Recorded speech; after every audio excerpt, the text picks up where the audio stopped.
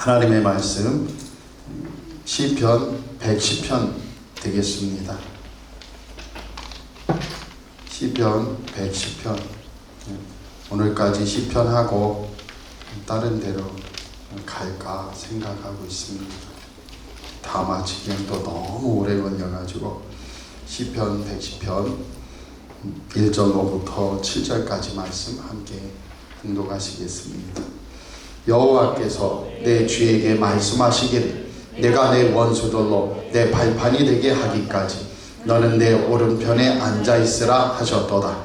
여호와께서 시온에서부터 주의 권능의 규를 내보내시리니 주는 원수들 중에서 다스리소서. 주의 권능의 날에 주의 백성이 거룩한 옷을 입고 즐거이 헌신하니 새벽 이슬 같은 주의 청년들이 주께 나오는도다. 여호와는 맹세하고 변하지 아니하시리라. 이르시기를 너는 멜기세덱의 서열을 따라 영원한 제사장이라 하셨도다. 주의 오른쪽에 계신 주께서 그의 노하시는 날에 왕들을 쳐서 깨뜨리실 것이라. 문 나라를 심판하여 시체로 가득하게 하시고 여러 나라의 머리를 쳐서 깨뜨리시며 길가의 시냇물을 마심으로 그의 머리를 드시리로다. 아멘. 설교 제목 같이 해보겠습니다. 왕과 제사장으로 오시는 분. 한 번 더 합니다. 왕과 제사장으로 오시는 분. 아멘. 이 왕과 제사장으로 오시는 분은 신비예요. 신비. 왜냐하면 왕이 있고 제사장이 있고 예언자가 있어서 이 세 부류들이 하나님의 기름 부음을 받았어요. 그런데 제사장이라 하면은 어떻게 됩니까? 제사장은 어디? 아론에게서 나온단 말이에요. 그래서 대제사장은 아론, 레위 지파에서 레위의 4대 손인 아론에게서부터 뭐가 시작이 돼요? 제사장직이 시작이 된단 말이에요. 그럼 레위 지파는 제사장이면 제사장, 레위인이면 레위인이었단 말이에요. 제사장에서 왕이 나올 수 있느냐? 없습니다. 예언자 중에 왕이 나올 수 있나? 없습니다. 그래서 이게 왕을 자처하면 안 돼요. 예언자들이 뭐 허경영 씨나 이런 분들은 완전 조금 말도 안 되지만 뭐 될 것처럼 하면 안 된단 말이에요. 엘리야가 아무리 능력이 있어도 왕을 제치고 내가 왕이 되리라 하면 안 된단 말이에요. 그런데 왕과 제사장으로 오시는 분이 있을 수 있느냐는 거예요. 이게 신학자들의 신학적인 대명제면서 머리가 터지는 일입니다. 예언자는 예언자일 뿐이에요. 제사장은 제사장일 뿐이에요. 그런데 메시아로 오시는 한 분이 있는데 이 메시아는 어떤 분이에요? 왕이신데 그 왕이 다윗 왕과 같은 정치적인 왕일 뿐만 아니고 어떤 분이에요? 인간의 모든 죄를 사하시는 제사장이 되셔요. 그런데 머리가 더 아픈 건 뭐냐면 아론의 제사장들은 죄다 뭐예요? 인간의 죄를 사할 수가 없어서 잠시 손을 잡아서 그 어제 오늘 지은 죄를 용서하고 또 오늘 1년의 죄를 대속죄일에 제사장의 죄도 백성들의 죄도 용서하고 절기마다 또 용서하고 그래서 소나 양 염소 산비둘기나 집비둘기를 잡아서 번제를 드리며 또 때는 속죄제를 드리며 속건제를 드리며 화목제를 드리며 소제를 드리며 여러 일을 통하여 일시적으로 사할 뿐이란 말이에요. 그런데 이 왕으로 오시며 제사장으로 오시는 분은 도대체 무슨 수로 왕 노릇을 한다고 하며 다윗 왕처럼 왕 노릇하는 건 좋다 그거예요. 그러면 무슨 수로 그 왕 노릇하면서 정치적인 메시아로 정치적인 왕으로 끝날 것인가? 그런데 하나님께서는 구약을 통하여 뭐라고 말씀하셨어요? 여자의 후손이 내게 오고 메시아가 오는데 이 메시아는 너희의 죄를 속량하고 속죄한단 말이에요. 이게 어떻게 일어나나? 이게 있을 수 있는 일인가 했는데 다윗은 오늘 시편 110편에서 깨달은 겁니다. 할렐루야. 그래서 4절을 한번 읽어볼게요. 4절, 여호와는 맹세하고 변하지 아니하시리라. 아멘. 이 맹세하고 변하지 아니하시리라는 게 왕이시면서 제사장이신 메시아가 와서 너희의 만왕의 왕이 되고 만주의 주가 되며 너희의 모든 죄악 거물을 씻어서 사망까지도 깨뜨려서 너희들을 거룩한 하나님의 백성으로 삼으시고 영원한 생명을 주시리라. 그런데 여호와는 맹세하고 변하지 아니하시리라. 반드시 실행하시는데 이르시기를 뭐라고 말씀하셔요? 같이 해보세요. 너는 멜기세덱의 서열을 따라 영원한 제사장이라 하셨도다. 아멘. 멜기세덱의 반차를 쫓아서 창세기 14장에 보면 이스라엘 백성들이 태어나기도 전에 아브라함 시대에 이 가나안 지역에 5 연합군이 쳐들어온단 말이에요. 그래서 어떻게 하냐면 조카 롯이 살던 소돔과 고모라 지역도 쳐들어가서 그 조카 롯의 가족들이 잡혀가 버리고 그 다음에 많은 사람들과 재산들이 빼앗겼단 말이에요. 그런데 아브라함이 하나님 앞에 기도했더니 쫓아가서 다시 회복하고 승리하고 조카 롯의 가정을 데려올 수 있다. 그래가지고 막 자기의 집에서 길리운 자들과 함께 쫓아가서 이기고 돌아오는데 조카 가정도 데려오고 그 다음에 많은 전리품을 데려오는데 살렘 왕이요, 그 다음에 하나님의 지극히 높은 하나님의 제사장이에요. 그래서 아브라함보다 더 높아요. 그래서 11조를 받고 하나님께 감사하는 그 예배를 드리는 걸 받아주는 거예요. 11조를 드렸다는 게 하나님 앞에 감사하며 예배했다는 거예요. 근데 그 속에서 살렘 왕이에요. 이분이 왕이에요. 멜기세덱이. 그 다음에 하나님의 지극히 높은 제사장이에요. 이게 멜기세덱이에요. 그런데 이 멜기세덱에 대해서 히브리서 7장에 설명하기를 이는 족보도 없어요. 어디서 쭉 태어나서 네가 왜 제사장이고 네가 왜 왕인지도 몰라. 멜기세덱은. 그런데 족보도 없고 계보도 없고 어디서 와서 어디서 뚝 떨어졌는지도 모르는데 이분이 누구를 가리키려고 나타난 분이냐면 예수 그리스도를. 그래서 사실은 예수님이 나타난 거라고 할 수 있어요. 예수님이 마리아를 통해 신약시대에 응애하고 아기구주로 나시기 전에 멜기세덱 대제사장의 모습이요 살렘 왕의 모습으로 나타났다고 할 수 있어요. 그게 틀린 말이 아니에요. 그래서 하나님께서 나타나셔요. 창조주 거룩하신 하나님은 어디에 계세요? 하늘에 계시지만 또한 하나님이신 예수 그리스도께서는 아브라함이 장막에서 쉴 때에 거기에 천사들과 함께 나타나셔서 하나님께서 나타나셔서 아브라함에게 야 내가 사실은 소돔과 고모라를 들여다보고 죄악이 꽉 찼으면 멸망하려고 나타났다. 그래서 아브라함이 조카 롯으로 해서 기도하게 되잖아요. 의인 50명, 45명, 40명, 30명, 20명, 10명만 있으면 그 성을 용서해 주시겠습니까? 중보기도 하잖아요. 그때 나타난 분도 바로 예수 그리스도. 이게 삼위일체시기 때문에 모세가 가시나무 떨기에 저게 왜 불이 붙었는데 저게 타지를 않아? 가보니까 하나님이 말씀하시는 거예요. 너 신발을 벗어라. 여기는 거룩한 곳이다. 이제 네 마음대로 신발 신고 다니는 게 아니고 내 사명을 따라 살거라 하고 부르시는 거죠. 그 속에서 여호수아도 마하나임 군대를 만나는데 그 군대의 사령관이 나타난단 말이에요.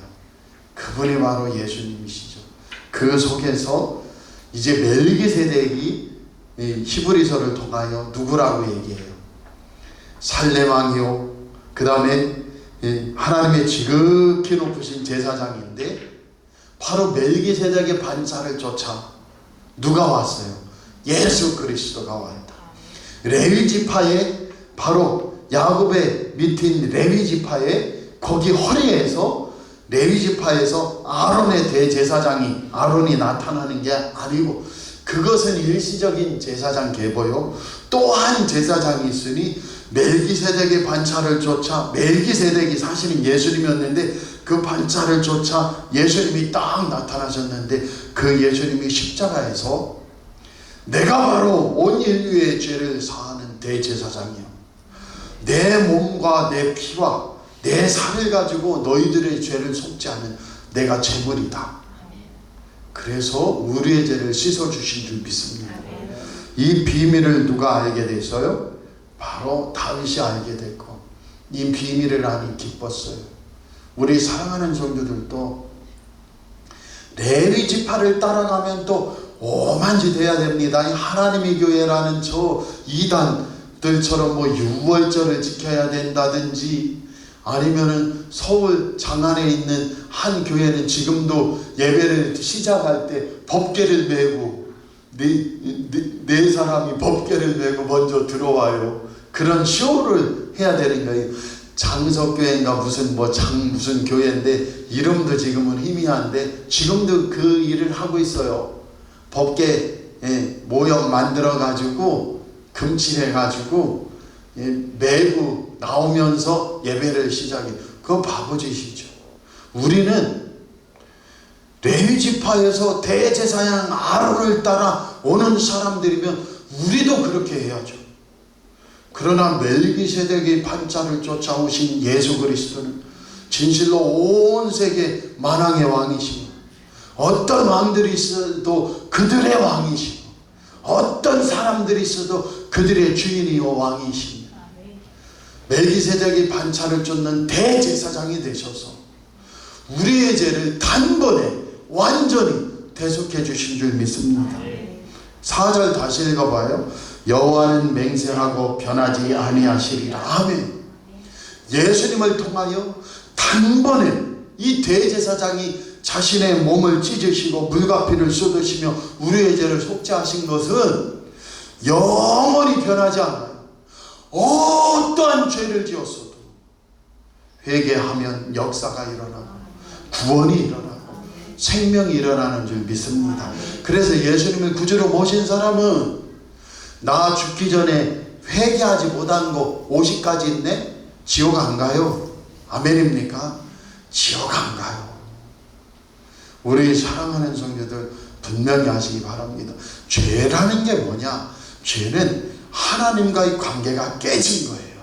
이 하마르티아라는 죄는 관역에서 빗나갔다는 건데, 관역에서 빗나갔다는 것이 뭘 뜻하냐면 하나님과의 관계에서 아담과 하와가 깨져버렸어요. 하나님을 거역하고 하나님처럼 되려고 함으로 스스로 피하고 숨고 깨져버렸어요. 하나님, 저 좀 용서해 주세요. 다시는 안 할게요. 하나님하고 그래도 살고 싶습니다. 이렇게 하지 못하고, 하나님, 제가 왜 선악과 따먹은지 아세요? 하나님이 여자를 만들었잖아요. 나 혼자 있었으면 안 먹을 수 있을 텐데 나를 잠들게 해서 갈빗대 빼서 여자 만들었잖아요.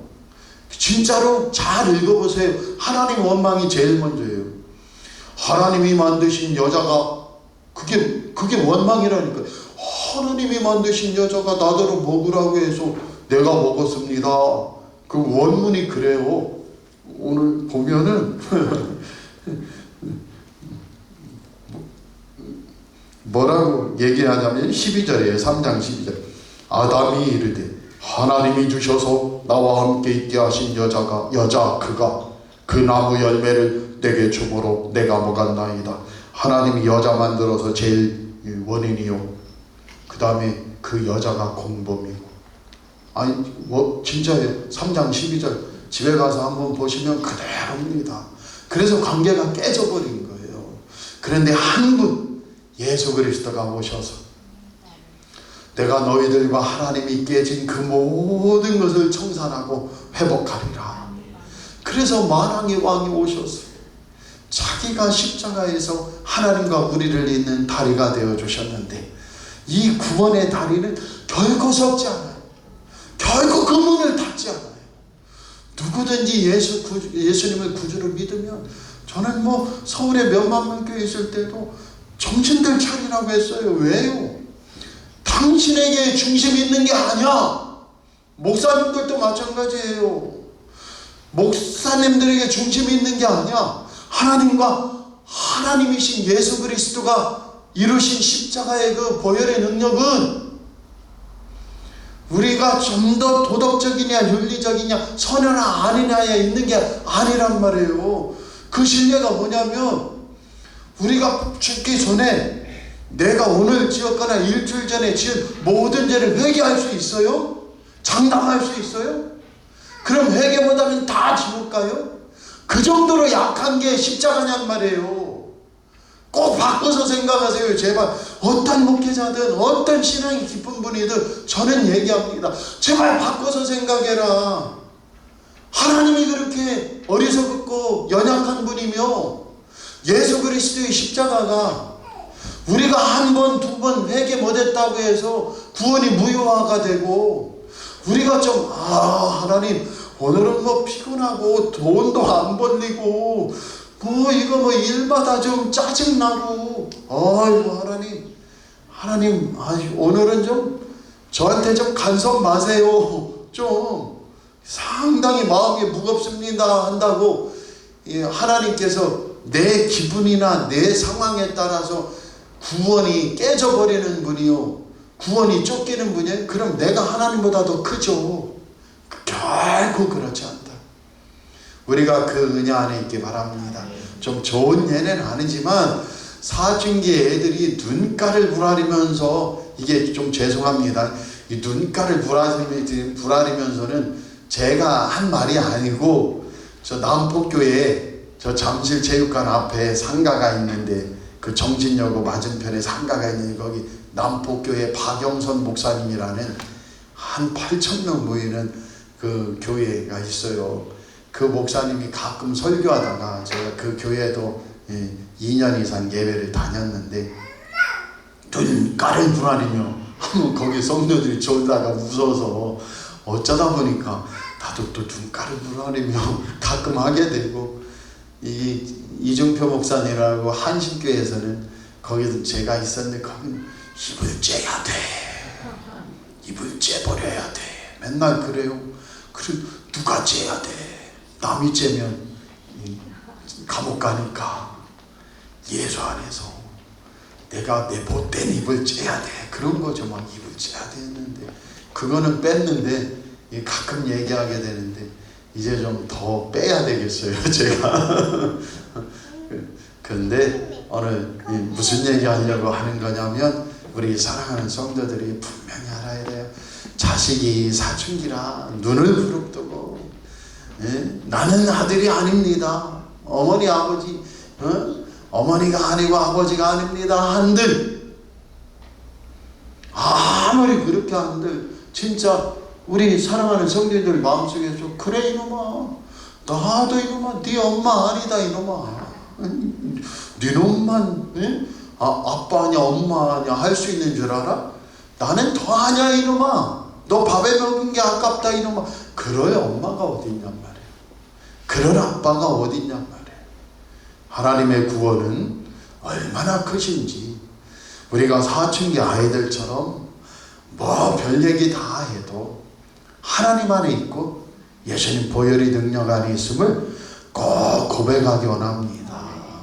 그래서 이게 진짜 보통 문제 아니다 하는 건 뭐냐면, 이제는 진짜 막 불교 가서 막 이래도 끄떡 없고, 무속 가서 이래도 끄떡 없으면 그거는 이제 고민이에요. 저 사람에게도 구원이 있나는 고민이에요. 그러나 그런 마음은 일절 없고, 나는 좀 내 앞길이 안 열려서 청년들이 좀 꼬부라지고, 진짜 하나님 계시면 나도 좀 취업도 좀 잘 되고 돈도 좀 만지고 뭔가 좀 열리고 해야 되는데 막 불만이 많아서 사실은 하나님 떠나지도 못하면서, 그런 자녀들은 다 가시채로 뒷발질하는 거예요. 가시채 나귀가 뒷발질하는 거예요. 거기에는 우리는 더 축복받아라 하는 겁니다. 할렐루야. 그래서 교회도 가정도 오늘 결론이에요. 별일이 다 있어도 하나님은 변개치 않아요. 하나님은 변하지 않아요. 4절 다시 보세요.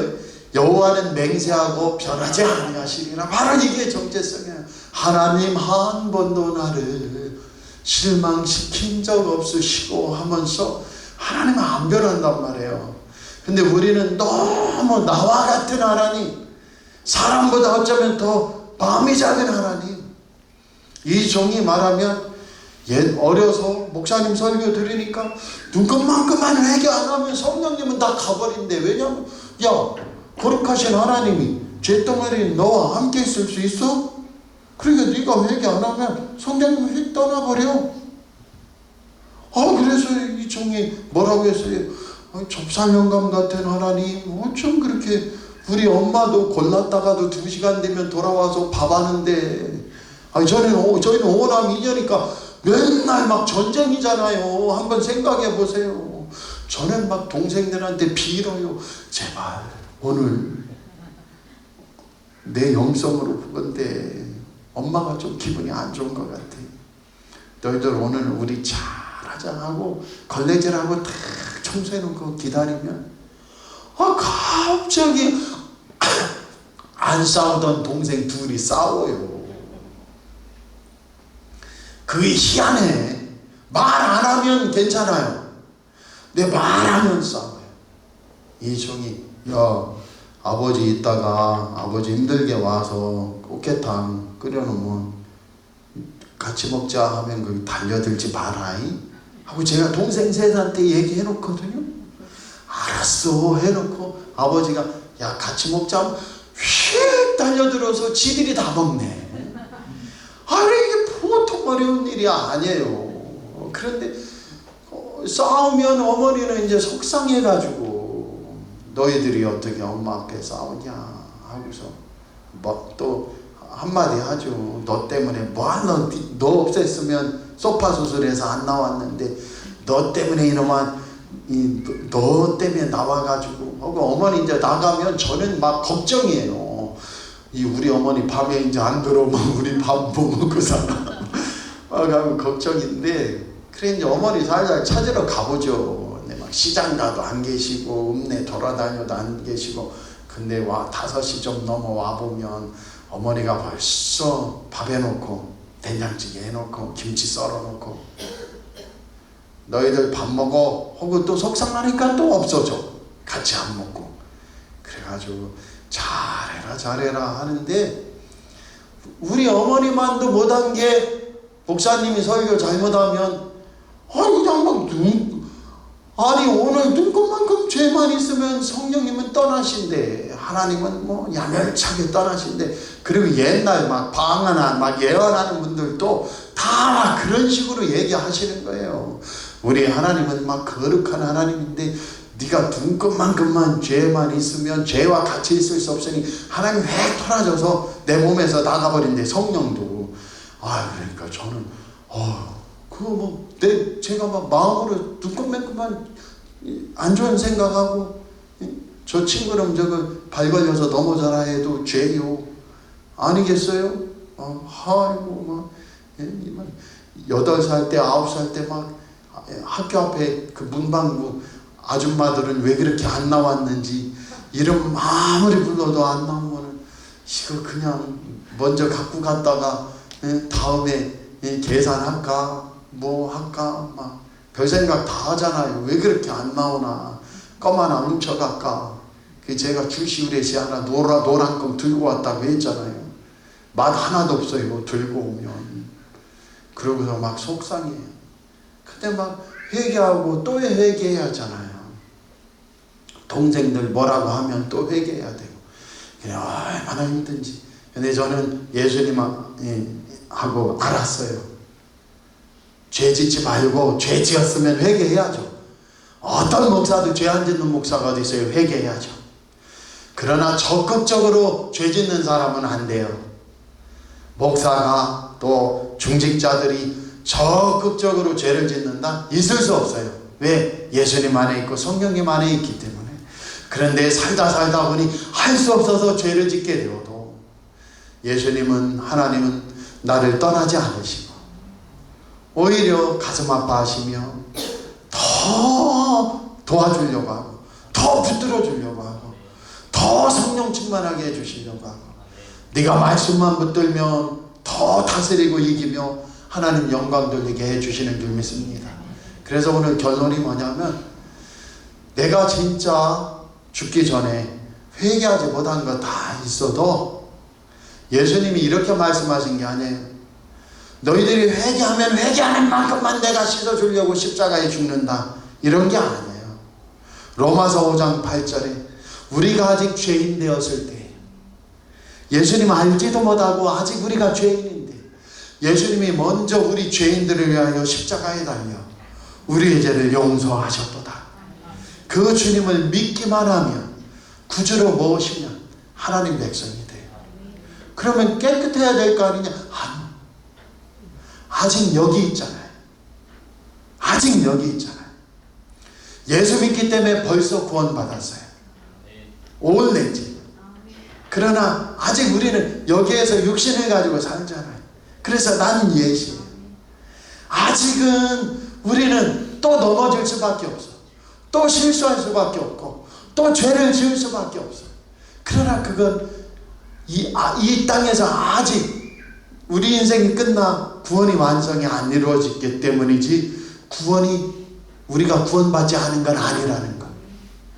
예수 속에 있고 구원 속에 우리가 살아가는 존재라는 것, 우리가 분명히 알고 나가기 원하고요. 주님이 원하시는 것은 여기에서, 지금 여기에서 네가 예수님을 구주로 믿는다면 그 속에 생명의 일을 내가 또다시 일으키리라. 그걸 다윗은 본 거예요. 오늘 저와 여러분도 결론입니다. 레위 지파에서 아론을 통하여 나오는 이 허리에서 나온 제사장만 알지 말고, 허리에서 나온 제사장은 모형이에요. 대제사장, 멜기세덱의 반차를 뜯는 대제사장 예수님이 오시니까 이제는 번제 안 드려요. 예루살렘 성전은 다 AD 70년에 파괴돼 버렸어요. 그리고 그 자리에는 요새 비춰지는 황금 동이, 이슬람 사원이 그 자리에 떡 서 있어요. 우상화 되지 말라는 거예요. 예수님은 이 땅에 오셔서, 원래 성전은 내 몸이었는데 그 성전과 사람들이 하나님을 섬기고 예수님을 섬기기에 부족하니까 어떻게 했어요? 성전을 다 뒤집어 엎으시며 제사제도를 폐하신 거예요. 번제를 폐했어요. 속죄제, 속건제를 폐했어요. 짐승제사를 폐했어요. 왜? 내가 대제사장이요, 내가 멜기세덱의 반차를 쫓는 지극히 높은 하나님의 제사장이요, 만왕의 왕이시기 때문에 이제는 내가 단번에 제사를 드렸는데 뭐 하려고 성전이 필요해요? 교회가 필요하지. 예수님을 구주로 고백하는 사람들이 필요하지, 제사 드리는 사람 필요하지 않아요. 우리의 죄는 예수님이 씻어주십니다. 나는 그 은혜로 삽니다. 그 은혜를 높입니다. 주님 나와 함께 해주시고 나를 핏값으로 사주셨으니 천국에서도 하나님 영광 돌리며 살지만 이 땅에 천국의 작은 지점으로, 작은 예수로 예수님과 함께 나아가게 하옵소서. 그 속에서 진짜 이 땅은 선물이에요. 우리 살아있으면 선물이에요. 할렐루야. 주의 새벽 이슬 같은 주의 청년들이, 이것 좀 오늘 반주자 왔으면 잘 불러보려고 제가 2시간 동안 열심히 유튜브 보고 배워왔는데, 이 새벽 이슬 같은 주의 청년들이 누굽니까? 우리 장로님, 권사님, 안조 집사님들이에요. 우리 집사님들이에요. 물론 청년들도 청년이에요. 그러나 주님 앞에서 주의 새벽 이슬 같은 사람들은 바로 70대요, 80대요, 60대요, 우리입니다. 왜요? 예수님이 소망이기 때문에. 인간이 소망이 있는 한 새벽 이슬 같은 청년입니다. 당신 몇 살이요? 상당한 것 같은데 나 청년이야. 에이 거짓말. 청년이야. 너는 청년 아니야. 근데 나는 청년이야. 왜? 나는 예수 안에서, 예수님이 나의 산소망이요. 예수 안에서 나는 꿈이 있어, 소망이 있어, 비전이 있어. 그리스도인들은요, 이 땅을 떠날 때까지 봐야 자녀들을 향한 비전이 있어요. 우리 교회를 향한 꿈과 소망과 계획이 있어요. 내 인생에도 계획이 있어요. 할렐루야. 우리는 연금 타며 이렇게 살다 끝이다, 그런 거 아니죠. 우리는 연금 타서 기본 생활을 하거나 일을 해서, 사업을 해서, 직장을 해서 기본 생활을 하더라도 우리의 몸, 마음, 영혼은 예수와 함께해요. 그 고백 속에 소망이 나오고 축복이 나오는 저와 여러분 되시길 꼭 축복합니다. 기도하겠습니다. 하나님 아버지, 함께하여 주옵소서. 역사하여 주옵소서. 하나님의 은혜로 왕이신 주님 만났고 대제사장이신 멜기세덱의 그 제사장이신 예수님을 만나 구원함을 얻었으니 이 생명을 남은 인생 누리며 예수님의 산 소망이시니 나에게 소망이 넘쳐나는 청년과 같은 삶을 허락하옵소서. 예수님의 이름으로 감사하며 기도하옵나이다. 아멘.